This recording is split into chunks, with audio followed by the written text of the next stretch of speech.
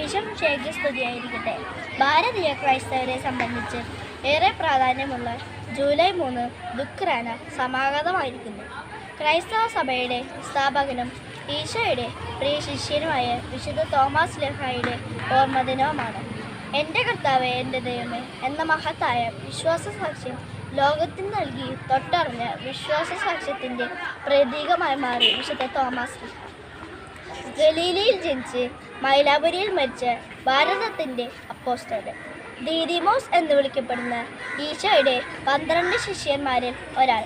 നമുക്കും അവൻ്റെ കൂടെ പോയി മരിക്കാമെന്ന് ചങ്കുറപ്പോടെ പറഞ്ഞ് ഗുരുവിനെ സ്നേഹിച്ച് ഗുരുവിൻ്റെ മുറിവിൽ തൊട്ട് വിശ്വസിച്ച ഈശോയുടെ പ്രിയ ശിഷ്യൻ, വിശ്വാസങ്ങളുടെ പിതാവായ വിശുദ്ധ തോമാസ് സ്ലീഹായോട് ഞങ്ങളുടെ വിശ്വാസം വർദ്ധിപ്പിക്കണമേ എന്ന് നമുക്ക് പ്രാർത്ഥിക്കാം.